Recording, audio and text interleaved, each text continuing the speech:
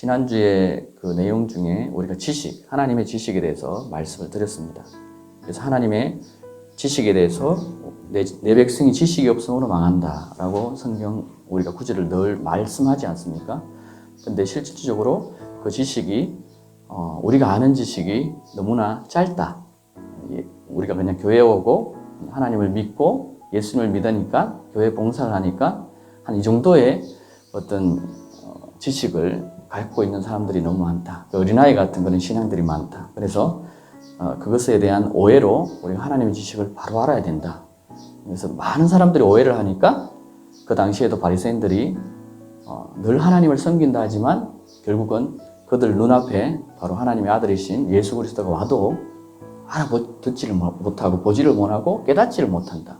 그죠? 그것은 하나님의 지식에 대한 오해로부터 생겨난 것이고, 반대로 요한의 제자들과 주님이 선택한 제자들은 그분이 누군지를 따라가고 그 음성을 듣기 위해서 나아간다. 그래서 우리는 그러면은 오늘날 바리새인과 다르나? 아닙니다. 나중에 말씀을 깊이 있게 보시면 우리가 바리새인이고 우리가 교회 안에서 바리새인처럼 행하는 일들이 너무 많은 것들을 지난주에 제가 말씀을 드렸고요. 하나님의 지식에 대한 중요성, 그리고 좁은 문에 대해서 제가 말씀을 드렸습니다. 생명으로 인도한 문은 좁은 문이다 라고 말씀을 드렸고, 멸망으로 인도하는 문은 넓다.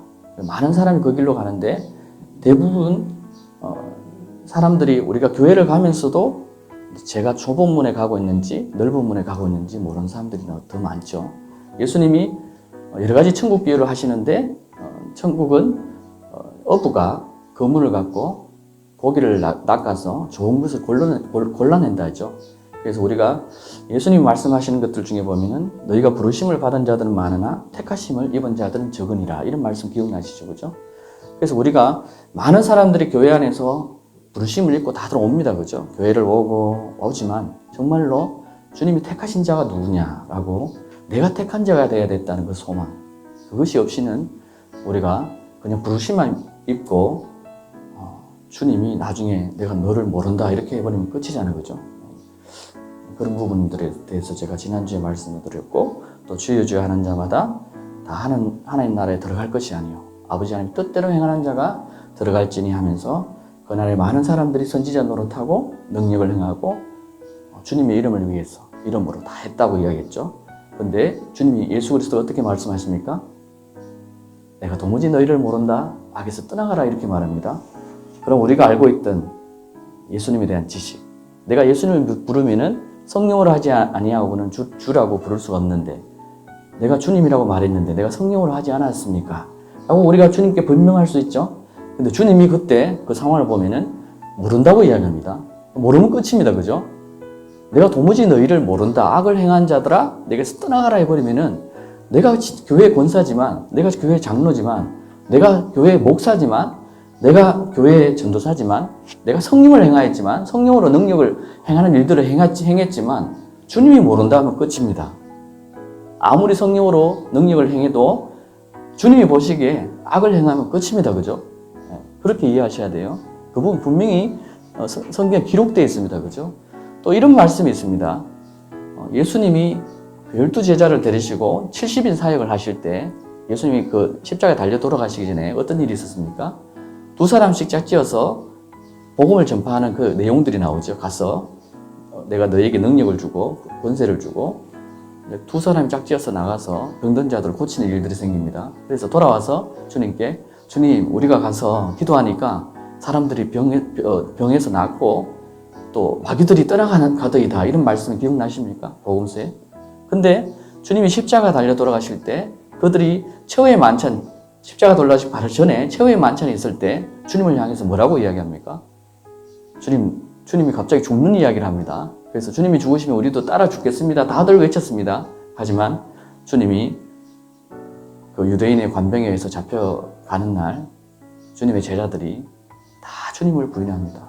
다들 떠나갑니다. 심지어 베드로는 내가 죽기까지 부인하지 않겠습니다 라고 하면서 따라가면서 3번을 예수님을 부인하지 않습니까? 다 떠나갑니다. 그죠? 제자들이 다 떠나갑니다. 그때까지만 해도 성경을 자세히 보시면요, 예수님에 대해서 하나님의 진리의 말씀을 제자들이 깨닫지 못하는 부분들이 많은 것이 나옵니다. 성경을 자세히 읽어보시면. 그래서 언제 깨닫냐면은 예수 그리스도가 부활하시고 난 후에 제자들에게 나타나셔서 그때부터 40일 동안 그 부활하시고 난 후에 40일 동안 제자들과 함께 있었던 내용을 혹시 아십니까? 사도행전 바로 요한복음 끝에 보면 나오거든요. 40일 동안 그들과 함께 하여서 선지자로부터 시작해서 기록된 성경의 말씀을 깨닫게 해주시더라. 그들이 깨닫게 해주실 때 어떻게 깨닫게 해주신다? 지각을 열어서 깨닫게 해주신다. 이 말씀이 나옵니다. 지각을 열어서. 그래서 지각을 여니까 그 제자들이 그때서부터 깨닫고 주님이 명령하신 대로 마가다락방 가서 6월절 날,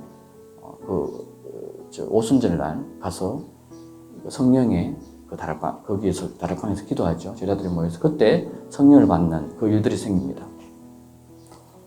그래서 우리가 정말로 말씀 안에서 깨어있지 않으면요, 깨어있지 않으면은 우리가 핍박이 오면요, 다 떠나갑니다. 지금 현재 교회 시대가 은혜의 시대다 보니까 여러분들이 내가 교회 다니는 것이 핍박이 주변에 없죠. 그냥 삶에서 경제적인 힘든 환란 가운데 내가 내가 하는 사업이 잘못됐다. 그런 경우에 조금 힘들고 이랬지만 교회를 향한 핍박은 없지 않습니까? 그죠? 여러분들이 핍박 받는 건 거의 없죠. 근데 지금 오늘날 핍박이 조금씩 오고 있습니다. 그죠? 여러분 느끼시죠? 아시는지 모르겠는데 이제 안티 기독교라든지 이런 어떤 일들이 많이 일어나고 핍박이 이제 이 핍박이 아니고 점점 더 그 높은 핍박, 중세시대 로마시대 핍박과 같은 핍박의 시대가 진입되고 있습니다. 그거는 나중에 그 말씀을 여러분들이 깊게 있게 들어가 보면은 우리가 정말 가깝구나. 우리가 항상 말하죠. 말세다. 늘 이야기하죠. 예수님 오셨을 때부터 시작해서 말세는 그때부터 말세라고 이야기했고요. 지금은 정말 마지막 때, 말세 중에 마지막 때. 왜? 그 징조로 우리가 알 수 있다고 예수님 우리에게 말씀해 주셨습니다. 무화과 나무의 비유를 보아라. 언제 무화과 나무 열리고 언제 지는지 너희가 그 때를 보고 너희가 그 징조를 보고 그것을 너희가 알 수 있거든. 하늘의 징조를 보고 비가 올지 안 올지 너희가 알 수 있거든. 마지막 때 이런 징조가 있거든. 너희가 깨어서 준비하라고 주님이 늘 이야기하는 부분에 대해서 말씀하신 부분들이 있었습니다. 지난주에 그런 것들에 대해서 말씀을 드렸고요. 제가 여러분들에게 지금 이 말씀을 드리는 부분이 주로 사복음서에 대해서 말씀을 드릴 겁니다. 사복음서를 이해를 하면요, 하나님이 저에게 인도하신 부분에 대해서 여러분들에게 말씀드리고 싶은데, 교회를 가면은 우리가 30년, 40년 지나도 권사님들이나 장로님들이나 아는 범위가 정해져 있습니다. 더 이상 잘 알지 못합니다. 근데 주님은 제자들과 3년 정도를 사역을 하셨습니다. 그죠? 저도 그렇게 보고 있거든요. 3년 정도로 보고 있는데, 여러분 이 자리에서 주님의 말씀을 3년 정도 먹게 되면은 제자들처럼 돼야 됩니다. 그렇지 않습니까? 그게 정상입니다. 근데 오늘날 교회는 늘 가르치는 사람은 앞에서 가르치시고 제자들은 잘 없죠. 다들 그냥 삶에 바쁘니까 그게 정상인 생활은 아니죠. 그죠? 정상인 기독교의 패턴들은 아닙니다. 성경에서 말하는 우리 정말 성도의 삶은 아니라고 저는 봅니다. 물론 삶마다 다 다르겠죠. 하지만 그 말씀 가운데 반드시 우리 삶 가운데 여러분 스스로가 그 정도가 지나면은 이제 어린아이 신앙이 아니고 젖 먹는 신앙이 아니고 이제 고기도 먹을 수 있고 단단한 식물을 먹을 수 있는 신앙이 돼야 됩니다. 그죠? 바울이 그런 이야기 하는 것도 여러분 아시죠? 너희가 연수가 언젠데 여전히 어린아이와 같이 젖을 달라 하느냐. 그래서 내가 너희들에게 단단한 식물을 줄 수가 없는 이유가 너희들이 그것을 소화시킬 수 없음이라. 이것은 영적으로 분변함이라. 이런 이야기를 합니다. 그죠? 여러분 기억나시죠? 왜냐하면 영적인 부분을 이야기하면 사람들이 이해를 못해요.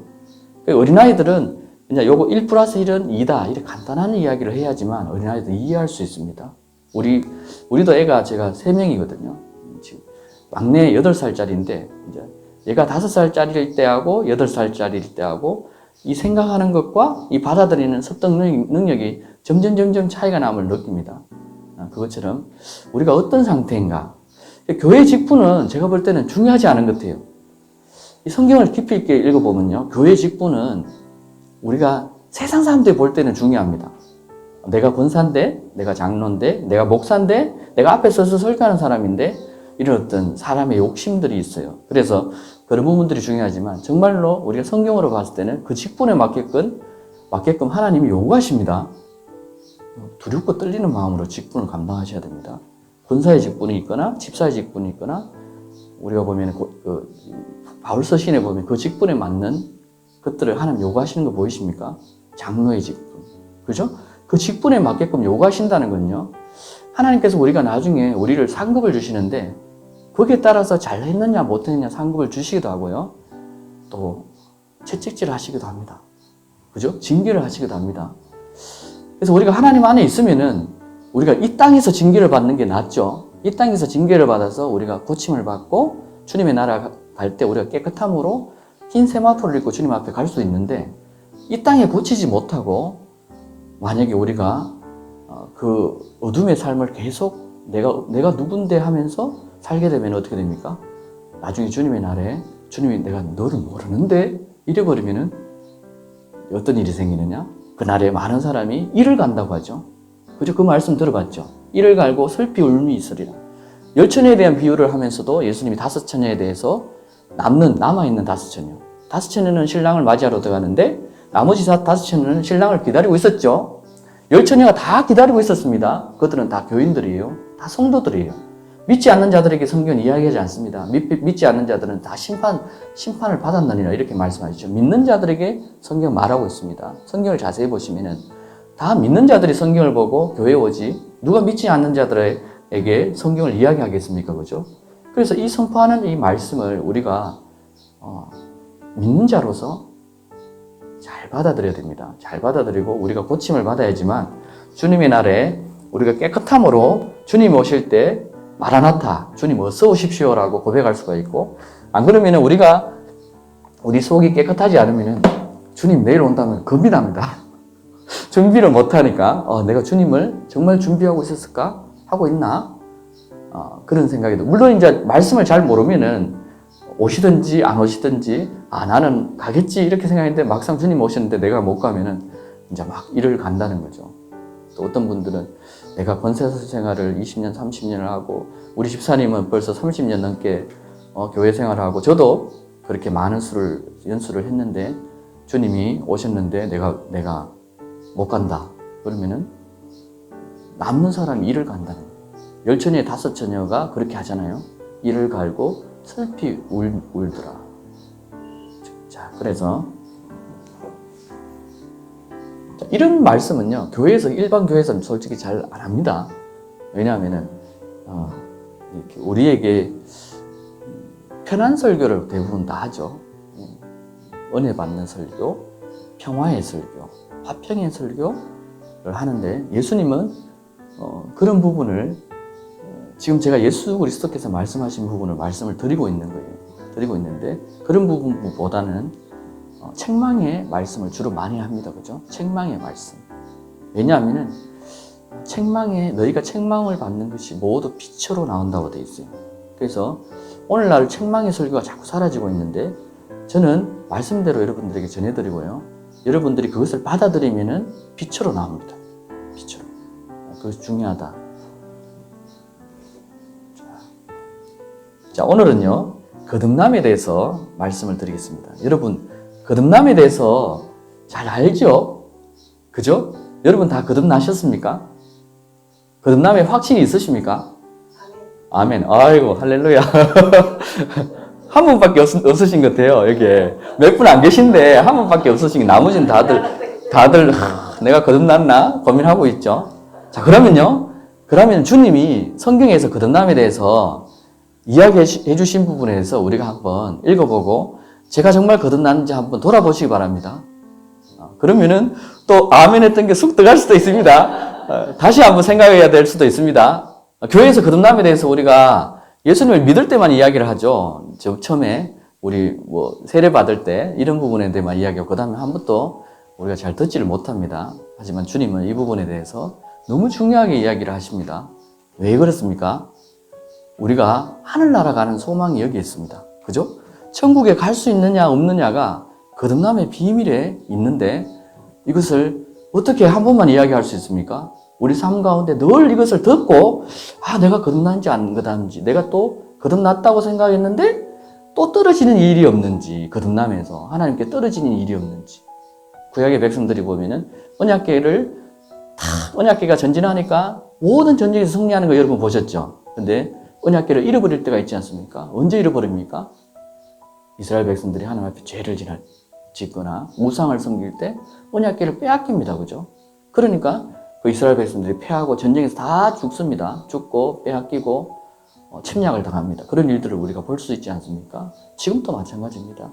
그것은 우리에게 그 징표로 말씀을 계속해 주시고 있는 거예요. 구약의 말씀은 신약의 말씀을 보충해 주고 있습니다.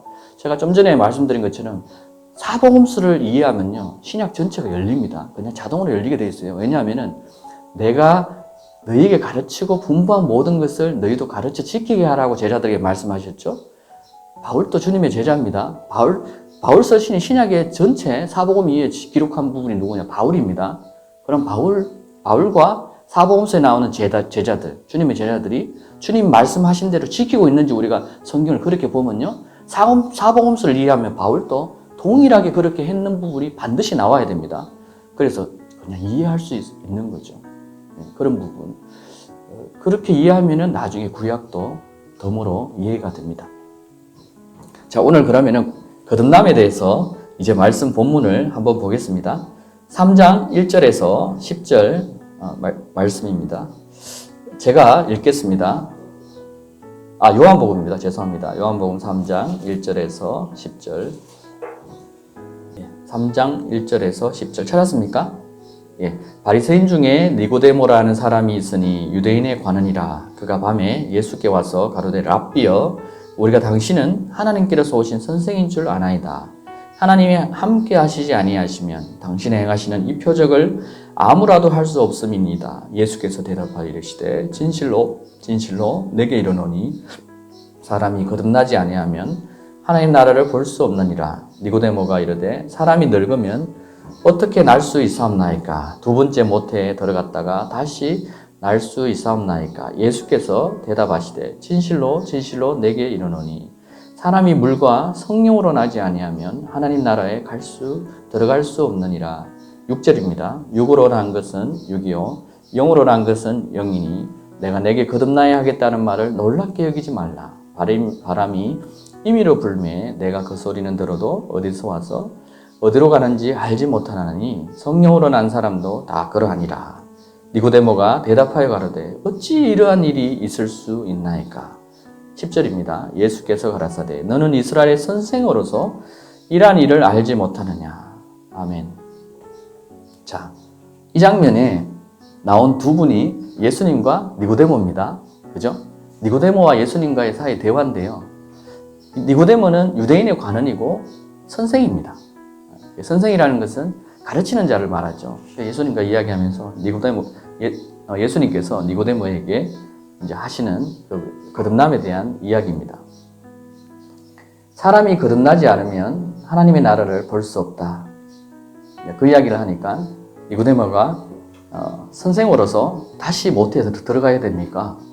어떻게 우리가 낳는데 다시 들어갈 수 있습니까? 그거는 불가능한 일이 아닙니까? 이런 의미로 니고데모가 전혀 이해를 못하니까 그렇게 말씀을 합니다. 자, 끝에 너는 이스라엘 선생으로서 이러한 일을 알지 못하느냐 이렇게 말씀하시고 성령으로 난 사람은 다 이러하니라. 바람이 임의로 불매 그 소리는 들어도 어디로 와서 어디로 가는지 알지 못하느니. 여러분 지금 여기 우리가 창문을 열었는데 우리가 잘 느끼지는 못하지만 바람이 싹 10개 돌아가지고 지나갑니다. 이렇게 성령이 우리에게 통과하시는데요. 이게 뭐다? 거듭남이다. 그렇다 보니까요, 자기가 거듭났는지 거듭나지 않았는지 모릅니다.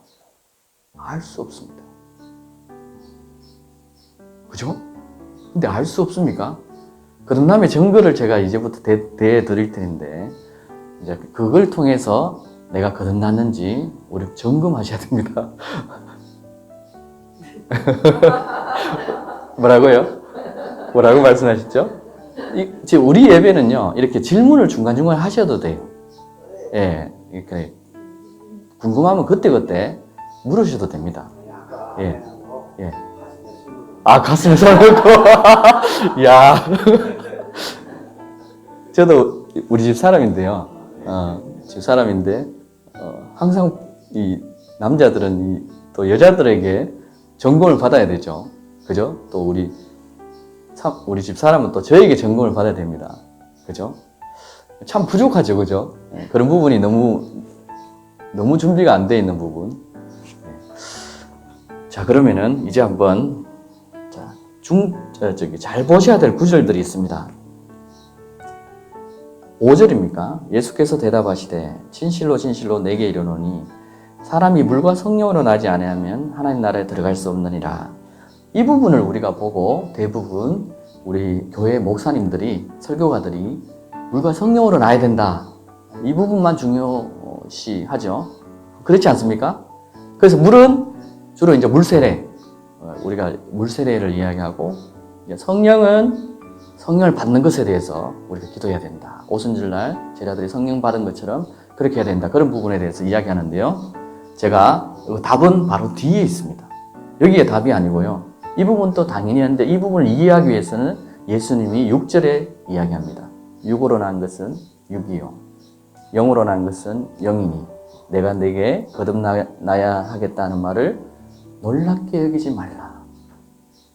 여러분, 육으로 난 것은 육이요. 영으로 난 것은 영이니. 이 말씀을 딱 들으면 또 갑자기 이 머리에 이렇게 뭐가 멘붕이 옵니다. 무슨 말인지 헷갈리기 시작합니다. 자, 근데 놀랍게도요, 이 말씀을 제자들이 많이 이야기를 합니다. 예수님만 이야기한 것이 아니고요. 사복음서를 보면은 제가 서신서를 다 이해할 수 있다 했죠. 고린도전후서, 갈라디아서, 로마서의 영과 육에 대해서 거의 로마서는 그 전체를 이야기하고 있습니다. 갈라디아서도 마찬가지입니다. 이 부분에 대해서 굉장히 중요하기 때문에 이 부분을 깨닫지 못하면은 무슨 말인지 몰라요. 이 부분을. 그래서 이 부분을 계속 성경에서 이야기를 하고 있습니다. 내가 육으로 거듭났는지 영으로 거듭났는지 이 부분에 대해서. 자, 그러면은 이제 한번 말씀을 한번 보겠습니다. 그 거듭남의 증거를 무엇으로 아는가 이 부분을 설명하기 전에 말씀 두 구절을 제가 말씀을 드리는데요. 베드로전서 1장 23절입니다. 여러분 안 찾으셔도 됩니다. 베드로전서 1장 23절의 말씀인데요. 자, 이렇게 말합니다. 베드로가 너희가 거듭난 것은 이렇게 분명히 이야기하고 있습니다. 너희가 거듭난 것은 썩어질 씨로 된 것이 아니요 썩지 아니할 씨로 된 것이니 이는 하나님의 말씀으로 되었습니다. 라고 이야기합니다. 하나님의 말씀으로 되었다. 근데 그 씨가요 썩지 않습니다. 씨는 뭐죠? 씨에 대해서 우리가 물어야 되잖아요. 그죠? 썩지 아니할 씨로 됐다. 씨는 무엇일까? 제가 항상 말씀 읽을 때 저는 이렇게 묻습니다. 주님 이게 무슨 말이에요? 그러니까 항상 답을 주시더라고요. 제가 처음 시작된 말씀이 뭐냐? 주여 주여 하는 자마다 다 천국에 들어갈 것이 아니요. 물론 그 전에 늘 교회를 다녔습니다. 늘 교회 가면 자고요, 졸고요. 성가대 봉사하고 이렇게 했는데 늘 졸고 말씀이 귀에 안 들어오고 그렇게 했는데 한번 이 말씀이 탁 눈에 들어오면서 그때까지 내가 교회에서 들었던 말씀이 우리가 구원받으면 다 천국 간다고 이렇게 배웠는데 이건 뭐지? 왜 이 말씀이 있지? 성경에 왜 이런 그전에는 눈에 안 들어왔어요. 주여 주여 행하는 자마다 다 천국에 들어갈 것이 아니요 아버지 하나님의 뜻대로 행하는 자가 들어갈지니 이 말씀이 눈에 탁 들어오면서 그때부터 묻기 시작했어요. 겁이 나기 시작했어요. 두려움이 오기 시작했어요. 여러분 두려움에 대해서 이야기하면요 오늘날 설교가들이 이렇게 말합니다. 여러분은 말씀을 듣고 두려워하면은 그건 하나님의 음성이 아닙니다 라고 이야기하는 사람이 있고요. 저는 그렇지 않습니다 라고 말합니다. 두 가지가 있는데요. 성경에서 말하는 두려움에 대해서. 첫 번째는 하나님을 두려워하게 되는 것은 지극히 정상입니다. 내가 말씀을 듣고 말씀을 읽고 내 자신이 하나님을 두려워하는 그 마음을 가지는 것은요. 여러분들이 이제부터 시작된 믿음의 삶입니다. 그런데 하나님을 두려워하는 것이 아니고 세상을 두려워하거나 사람을 두려워하면요, 안 됩니다. 두려움의 두 존재가 마귀나 세상, 사람을 두려워하면 안 된다는 거죠. 마귀의 존재가 드러날 때 사람들은 두려워합니다. 귀신이 갑자기 존재가 드러날 때 그 부분에 대해서 두려워하시면 안 돼요. 그거는 대적해야 되죠. 마귀를 대적해야 되고, 우리가 성경을 읽을 때 하나님을 두려워하는 것은 가장 지식의 근본입니다. 지식의 근본은 이것이니 하나님을 경외하는 것이라. 경외하는 말이 두려워한다는 말씀이죠. 그 말씀에 우리가 있기 때문에 꼭 여러분들 그걸 두려움에 대해서 걱정하지 마시고 하나님을 두려워하는 말씀이 돼야 되고요. 그리고 이 시에 대해서, 시는 창세기부터 시작해서 또 여러분들에게 설명을 제가 드려야지 여러분 더 깊은 이해가 되는데, 그 부분은 나중에 기회가 되면은 창세기 3장을 제가 한번 설명을 드릴 수 있는 기회를 드리겠습니다. 창세기 3장을 이해하면요, 구약과 신약이 그냥 기본적으로 열립니다.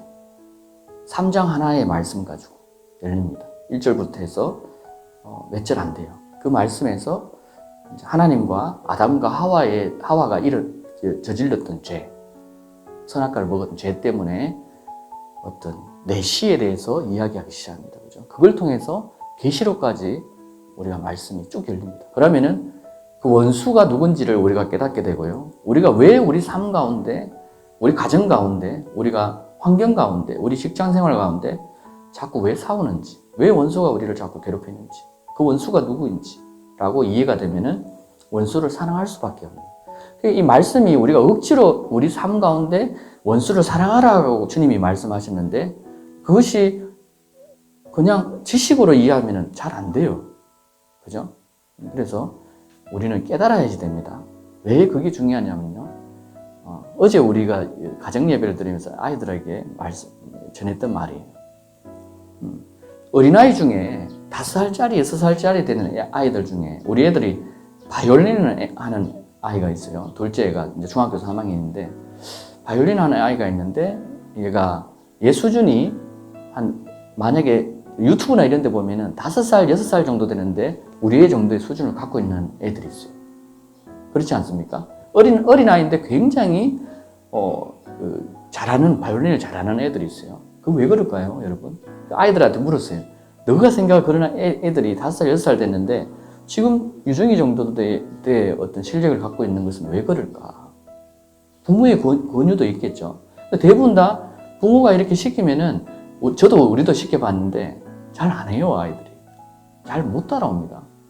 그렇다 보니까 부모가 포기하고 하는데, 그 부모는 끝까지 포기하지 않았겠죠. 끝까지 포기하지 않고 아이에게 그 바이올린을 하는 이유와 그런 것들을 가르치면서 아이가 5살 때 빨리 깨달은 거죠. 만약에 어른이요, 지금 이제 여러분 우리가 이렇게 나이가 좀 어른이라고 봤을 때 어른들의 그 깨달음이 어린아이들 5살짜리가 깨닫고 있다면 어떻게 되겠습니까?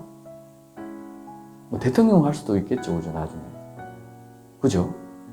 말을 안 해도 자기가 알아서 다 하고, 그 지식을 찾아서 다 공부를 하고, 그렇지 않습니까? 그 깨달음이 너무 중요해요. 깨달음은요, 말하지 않아도 그냥 되는 겁니다. 성경에서 원수를 사랑하라 라고 이야기를 예수님이 했는 것을 우리가 못 깨닫고 있는 상태에서 문자적으로 우리가 이해를 하고 그것을 삶에서 실천하면 안 됩니다. 안 됩니다.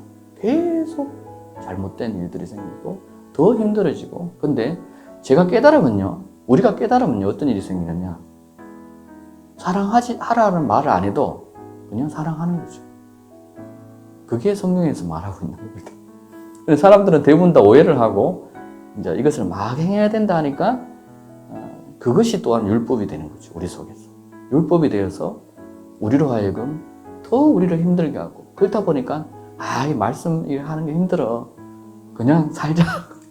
교회는 교회대로 가고 말씀은 그냥 듣고, 그렇게 하시는 분들이 많습니다. 저도 그렇게 했었습니다. 그래서 주님께 묻고 고침을 받고 제가 하다 보니까 시간이 필요합니다. 그래서 말씀으로 여러분들이 고쳐지면요, 나중에 뭐 이야기를 안 해도 그냥 이렇게 해야 되는 게 주님이 원하시는 거지 라고 그냥 자연스럽게 할 수 있는 부분들이 생긴다. 그것이요, 그 시가 뭐냐면은 바로 말씀입니다. 시, 아까 중에 섞지 아니할 시로 너희가 거듭났다. 그것이 말씀, 곧 하나님의 말씀이라고 끝에 나와 있죠. 하나님의 말씀으로 된 것이니라. 다시 한번 제가 읽겠습니다. 너희가 거듭난 것은 섞어질 시로 된 것이 아니요 섞지 아니할 시로 된 것이니 살아있고 항상 있는 하나님의 말씀으로 되었느니라. 이 시는요, 말씀입니다. 예, 베드로전서 1장 23절이었고요. 자, 그 다음에요, 제가 이제부터 좀 약간 충격이 될 수 있는 말씀을 이제부터 드리겠습니다. 충격받지 마십시오. 자, 고린도전서 2장 14절. 육에 속한 사람은 하나님의 성령의 일을 받지 아니하나니 저희에게는 미련하게 보이며 또 깨닫지도 못하나니 이런 일은 영적으로야 분별함이라. 자, 육에 속한 사람은요, 하나님의 일을 깨닫지 못합니다. 자, 성령에 속한 사람이 있고 그걸 다른 말로 영에 속한 사람이라고 성경이 이야기하고 있고요. 그 다음에 육신에 속한 사람이라고 이야기하고 있고, 동일한 말로 육에 속한 사람과 육신에 속한 사람, 땅에 속한 사람, 율법에 속한 사람, 거의 동일한 말씀입니다. 나중에 제가 율법과 성령에 대해서 시간이 반드시 제가 중간에 말씀을 드릴 건데 그 부분을 들으시면 그게 이해가 되기 시작해요. 그래서 그거를 설명하려면 최소 제가 볼 때는 한 3주 정도, 3번 정도 말씀을 드려야지 이해할 수 있는 부분입니다. 그래서 우선은 이 말씀을 통해서 우리가 이해할 것은 육에 속한 사람은 성령의 일을 받지 못합니다. 그리고 깨닫지도 못합니다. 자, 여러분, 예수님이 요한복음 1장에 보시면요, 빛이 오셨다고 이야기합니다. 세상 속에 빛이 오셨는데 어둠이 깨닫습니까? 어둠이 깨닫지 못합니다. 어둠이 있는 곳에 빛이 오면요, 어둠은 어떻게 됩니까? 순식간에 도망갑니다. 이곳에 저녁에 어둠이 있는데 딱 불을 켜보십시오. 순식간에 어둠은 어디로 있었던 그 어둠이 사라지고 맙니다. 성경은 요한복음 1장에서 그 이야기를 하고 있습니다. 그래서 어둠은요, 빛을 깨닫지 못합니다. 그걸 다른 말로 세상에 속한 사람, 육신에 속한 사람, 어둠에 속한 사람, 동일한 말씀임을 성경이 이야기하고 있죠. 그것을 또 다른 말로 땅에 속한 사람. 땅에 있는 것들, 세상에 있는 것들을 사랑하면은 하나님의 사랑이 그 안에 없나니 라고 요한 1, 2, 3서에 이야기를 하고 있지 않습니까? 그래서요, 우리가 말씀을 이렇게 깊이 있게 보면은, 야, 우리가 내려놔야 될 게 많아집니다. 내려놔야 될 게 많아집니다. 근데 주님은 우리에게 너희가 나를 따라오려거든 네 자신을 부인하고 십자가를 지고 나를 따라라고 이야기합니다. 근데 사람들은 거기에 대해서 깊이 있게 생각하지 않습니다. 죄송하지만 저도 마찬가지였습니다. 하지만 제가 이제 인도함을 받고 성령의 인도함을 받고 말씀으로 계속 인도함을 받으니까 이제 하나씩 나의 것을 내려놓게 되고, 내가 나의 것을 내려놓기 시작하니까 내 속에 있는 것들을 보게 되고 내 속에 있는 것까지 내려놓고, 또 부자가 왜 천국에 들어가는 것이 낙타가 바늘 구멍에 들어가는 것보다 더 힘든지를 그것을 깨닫게 되고, 실질적으로 부자에 대해서 이야기한 게 아닙니다. 근데 그 영적인 이야기인데 그 부분을 사람들이 오해하니까 그때 당시에 막 이단들이 막 와가지고 그런 이야기를 하니까 사람들이 어떻게 합니까? 자기 전 재산을 다 팔아가지고 교회에 막 주고 이렇게 하죠. 그렇지 않습니까? 오늘날 그런 이단들이 많잖아요. 그게 그 말이 아니거든요. 그런 것도 여러분들이 이제 말씀을 깨닫게 시작하면은 내려놓는 것이 무엇이구나. 하나씩 그것을 우리가 붙들어야 된다. 그것은 하나님의 시다. 말씀의 시다. 하나님의 말씀을 우리가 순종해야 된다. 부분. 자, 육에 속한 사람은 성령의 일을 받지 못하고, 그 이유가 있습니다. 그들에게는 이렇게 생각합니다. 나와 있죠. 고린도전서 2장 14절. 미련하게 보인다. 그리고 깨닫지 못한다. 영적으로 분별합니다. 미련하게 보이고, 제가 우리 집사람을 예를 들 수밖에 없습니다. 집사람한테 늘 죄송한데, 제가 이런 무슨 문제가 있을 때 기도와 말씀으로 먼저 시작하자. 만약에 이렇게 이야기했을 때 보통 이렇게 반응합니다. 그 기도한다고 되나? 이걸 뭘 해야 되지? 그러면 예를 들어서 이 내용입니다. 우리 자녀들에 대해서 제가 이제 말씀을 전할 텐데 먼저 그의 나라와 그의 일을 구하라. 그러면 다 주신다. 다 더해 주신다고 성경이 이야기하고 있죠. 너희 염려를 더하시리라. 그래서 너희 염려는 뭘 이야기했습니까? 먹는 것과 입는 것과 마시는 것에 대해서 사람들이 염려합니다. 대부분 의식주죠. 의식주 문제 때문에 우리가 자녀를 가르치기 위해서 일을 하지 않습니까? 근데 이 염려를 예수님께서 더해 주시는데 무엇을 먼저 하면 그렇게 해 주신다? 그의 나라와 그의 의를 구하면 이것을 더해 주신다 라고 이야기하는데 우리는 앞에 것을 먼저 구해야 되는데 항상 뒤에 것을 먼저 구하고 앞에 것을 나중에 더해 주십시오. 이렇게 순서가 뒤바뀐 거죠. 그래서 그런 부분에 대해서 제가 이제 말씀을 전하면은 이제 우리 집사람은 그래도 이렇게 이야기하는 거죠. 뒤에 것이 중요하지 않느냐. 무슨 말인지 이해되십니까? 그래서 우리가 하나님의 말씀을 구할 때 이런 영적인 이야기들을 하면은 사람들 눈에는 미련하게 보일 수 있습니다. 이것을 우리가 깨달아야 돼요. 내가 지금 이렇게 행동하는 것이 하나님 보시기에 얼마나 하나님 보시기에는 정말 미련하고 그 사람들이 보기에는 또 이 하나님 말씀이 미련하게 보이고 이렇게 보이는 거죠. 그래서 이런 부분을 깨달아야 된다. 자, 그러면은 거듭남의 증거를 한번 성경적으로 한번 풀어보겠습니다. 거듭남의 증거가 무엇으로 아는가? 자, 마태복음 7장 16절에요. 이 말씀이 나옵니다. 그의 열매로 그들을 알지니 가시나무에서 포도를 또는 은근기에서 무화과를 따겠느냐. 여러분, 가시나무를 심겼는데 포도 열매를 딸 수 있습니까? 포도 열매를 심겼는데 복숭아 열매를 딸 수 있습니까? 불가능하지 않습니까? 그걸 말씀하는 거예요. 그 열매로 그들을 안다. 내가 거듭났는데 내 거듭남의 증거가 성경에서 말하는 성령의 열매가 없다면 내가 거듭났다고 말할 수 있는가? 이 부분을 여러분 고민하셔야 돼요. 제가 이 말씀을 왜 드리냐면 여러분 이거를 고민하고 하는 것이 이게 하나님의 거룩한 고민입니다. 근심입니다. 성경에 나와 있습니다. 이 근심을 하시는 분들은요 의의 열매를 맺히게 되어 있습니다. 왜? 자기를 변화시키기 위해서 주님께 무릎 꿇고 나아가게 되어 있거든요. 근데 이것을 고민하지 않으면은 그냥 모르고 자꾸 지나가죠. 깨닫지 못하고.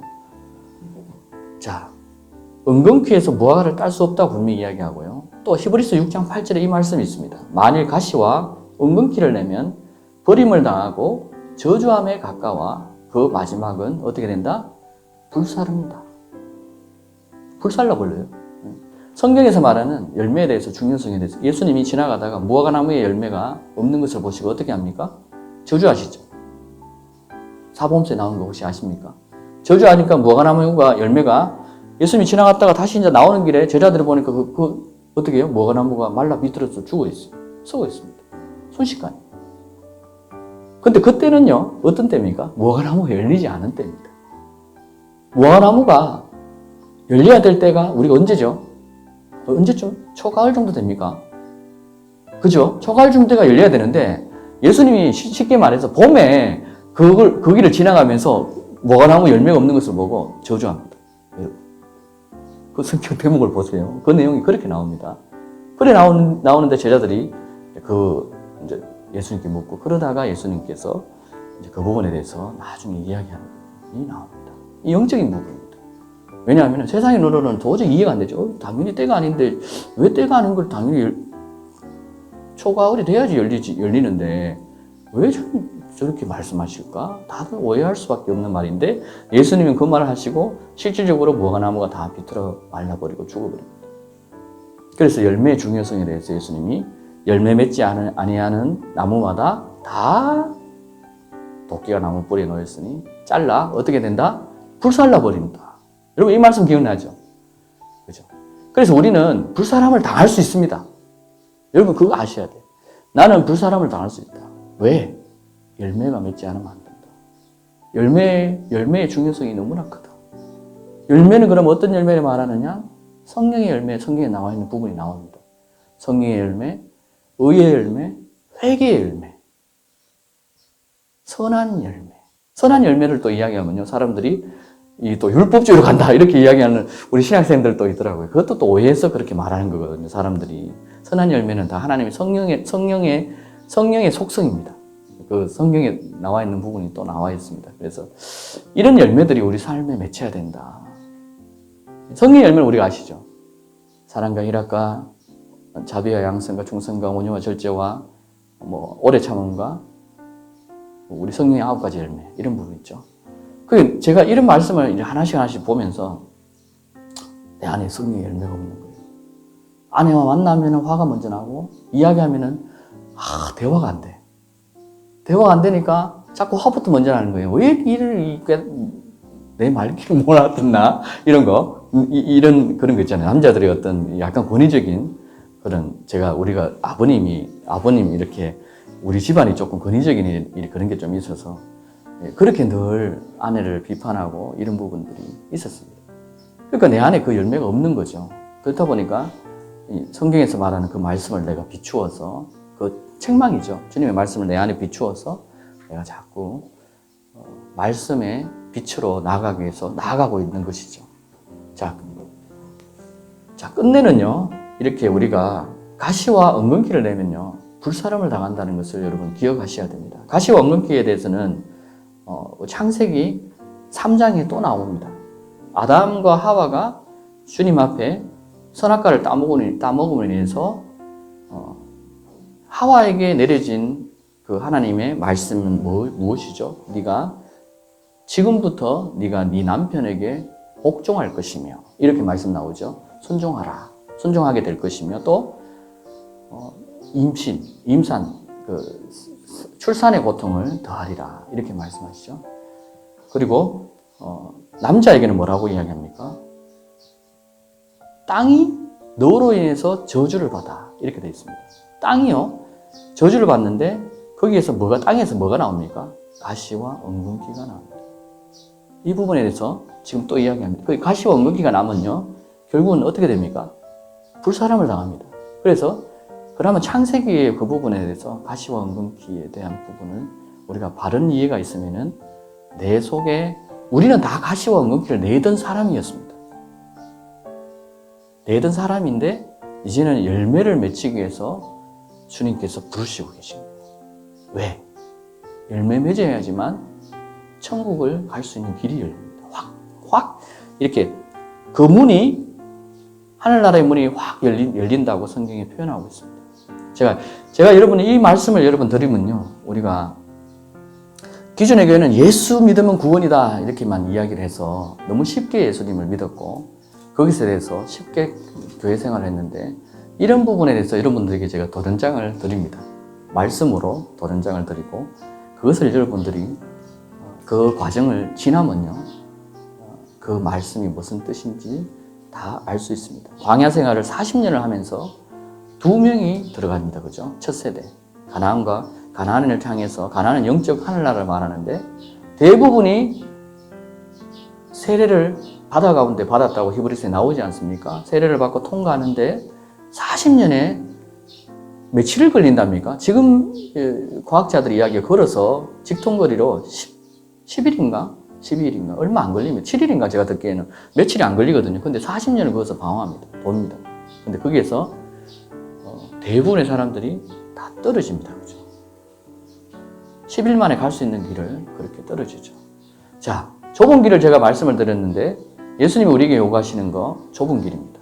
대부분 넓은 길로 갑니다. 좁은 길은요, 찾는 자가 적다고 이야기하고 찾아도 가지 못한다고 이야기합니다. 성경에 분명히 그렇게 나와 있습니다. 그럼 대부분 사람들이 우리나라의 교인 수가 굉장히 많지 않습니까? 그럼 다 천국에 갑니까? 그렇지 않습니다. 좁은 길로 가는 사람들만 갈 수 있습니다. 근데 그것을 찾는 사람들도요, 잘 어려운데 그 좁은 길을 누구냐? 그 길은 예수님밖에 없죠. 예수님 이외에 다른 걸 붙드시면 안 된다는 거예요. 예수는 나는 길이요, 진리요, 생명이니라고 말씀하셨기 때문에 그분만 신뢰하고 그분만 붙들면은 나중에 그 진리의 길, 영생의 길을 우리가 갈 수밖에 없습니다. 그것이 주님께서 말씀하신 거고요. 자, 그러면은 육신의 열매에 대해서 성경에 아까 육으로 난 것은 육이요, 영으로 난 것은 영이라고 말했는데, 그러면 성경에서 말하는 육신의 열매가 어떤 것인지, 예수님이 말한 것과 제자들이 말한 것과 바울이 말한 것에 대해서 한번 보겠습니다. 똑같은 말을 하고 있는지 다르게 말하는지 우리 그렇게 알아야 되죠. 그죠? 그렇게 한번 보면은 예수님이 마가복음 7장 20절에서 23절에 나오는 말씀을 우리가 보면요, 사람의 입에서 나오는 것이 사람을 더럽게 한다는 부분이 나옵니다. 그죠? 그 말씀 여러분 기억나시죠? 입으로 들어가는 것은 사람을 더럽게 하지 아니한다. 입에서 나오는 것이 사람을 더럽게 한다. 그러면서 속에 있는 사람의 마음에서 나오는 것이라고 이야기하고, 그것이 무엇이다?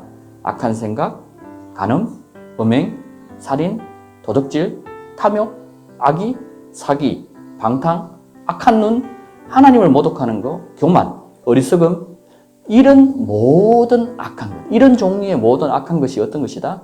사람의 속에서 나오는데, 그것이 나와서 누구를 더럽힌다? 그 사람을 더럽힌다. 이렇게 이야기합니다. 예수님이 그렇게 이야기하셨고요. 이 부분이 열매에 계속 연속해서 말씀하시는 거예요. 그 다음에 누가복음에 또 이 말씀을 합니다. 11장 39절에 주께서 이르시되 너희 바리새인은 지금 잔과 대접의 겉은 깨끗하나 너희 속에는 탐욕과 악독이 가득하도다. 자, 여러분, 아까 탐욕과 악독이 예수님 말씀하신 내용 중에 하나입니다. 그렇죠? 속에서 나오는 것. 그런데 누구를 향해서 지금 이야기하고 있습니까? 바리새인들을 향해서 이야기합니다. 바리새인은요, 겉과 속이 다릅니다. 겉에서는 이렇게 막 하나님 말씀을 이야기했는데, 속에 가면요, 속에서는 부글부글 끓습니다. 무슨 말인지 이해되시죠? 우리가 그렇지 않습니까? 저는 그랬습니다. 저는 그랬고요. 그랬던 저를 이제 부글부글 끓는 거를 잔잔하게 만들어 주시는 분이 하나님이시고 말씀입니다. 거기로 우리가 가야 됩니다. 그렇지 않으면은 부글부글 끓다가 나중에 주님 오시면 모릅니다. 나는 너 모른다. 너 속에 있는 거 더러운 거 나는 내하고 관계없어. 그거 나의 열매가 아니야. 예수님은 그것을 향해서 무슨 열매라고 이야기합니까? 어둠의 열매라고 합니다. 누구든지 순종하는 자의 종이 된다고 하는 말씀 기억나십니까? 죄에 순종하면 죄의 종이 되느니라. 죄의 아비를 누구라고 이야기합니까? 마귀라고 해요. 너희는 너희 아비 마귀의 자녀임을 증거하니라. 그래서요, 제가 이 말씀을 보면서 내가 마귀의 자녀이구나. 근데요, 이것을 깨닫게 해주시는 게 주님이잖아요. 그게 너무 감사한 거예요. 이것을 깨닫고 책망을 내가 들으니까, 주님의 음성이 책망으로 들리니까 내가 고치려고 하는 거죠. 이제 고치려고 하다 보니까 내가 막 고치려니까 안 돼. 내 힘으로 안 돼요. 내 힘으로. 우리 힘으로는 절대로 안 됩니다. 자기 의로는요, 천국에 가지 못합니다. 교회 아무리 봉사하고 아무리 충성해도 천국에 못 갑니다. 그거 충성하고 그런 거 잘하는 사람 누굽니까? 우리 절의 선임들이 잘하죠. 자기 스스로 몸을 다 고뇌하면서 고통을 주면서 스스로 참선을 하면서 그렇게 잘하지 않습니까? 그런데 그것은 천국으로 가지 못합니다. 반드시 열매가 맺혀야 되는데, 그 열매는 우리 안에 예수 그리스도를 통한 성령을 통해서 우리가 그것을 맺을 수 있다고 성경은 이야기하지 않습니까? 그래서 이 성령은요, 항상 예수 그리스도와 하나님을 증거하십니다. 그분의 말씀을 증거하시는 분이 성령이십니다. 그래서 말씀을 우리가 들어야 됩니다.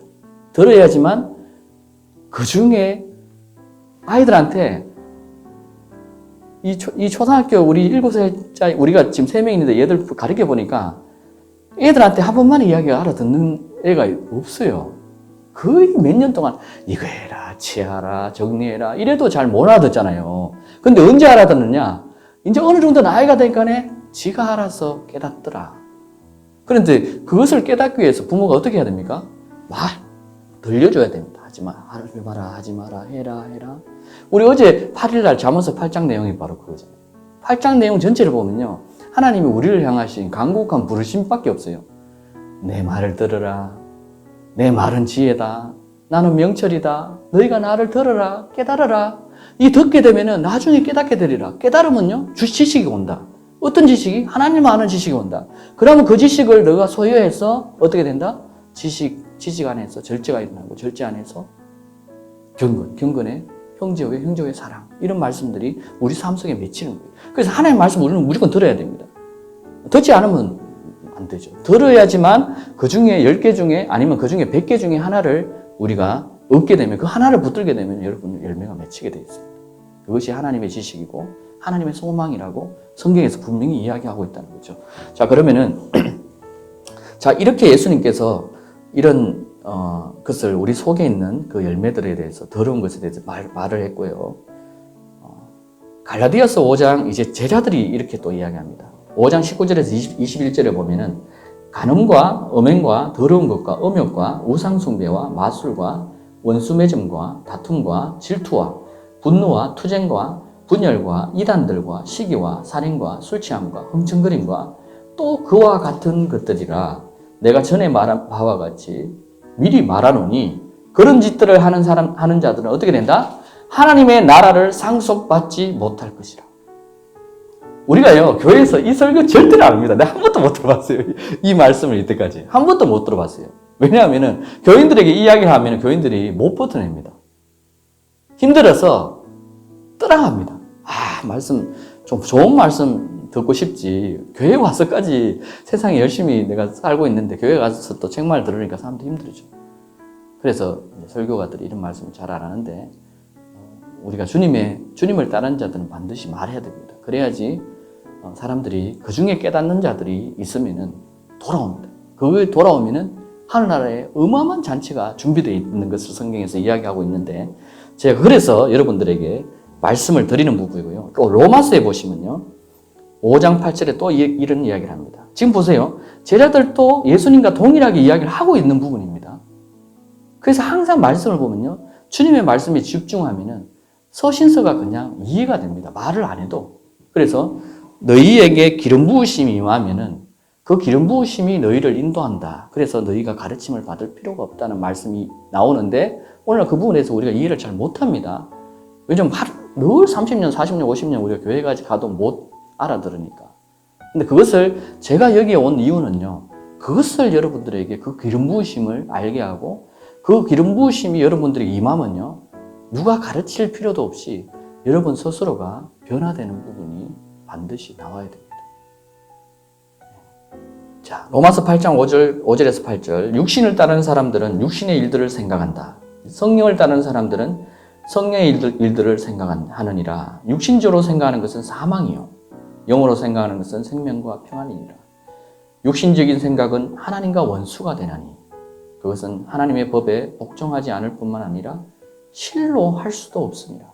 그러므로 육신 안에 있는 자들은 하나님을 기쁘시게 할 수 없느니라. 자, 요한일서 또 볼게요. 2장 15절 16절. 세상에 있는 것들도 사랑하지 말라. 누구든지 세상을 사랑하면 아버지를 사랑함이 그 안에 있지 아니하니. 이는 세상에 있는 모든 것이 육신의 정욕과 안목의 정욕과 생의 자랑이라. 아버지께서 속한 것이 아니라 세상에 속한 것이기 때문이라. 아버지께 속한 것이 아니랍니다. 우리 하나님께 속한 것이 이 세상은요 다르다. 아예 아이다고 구분을 지어버립니다.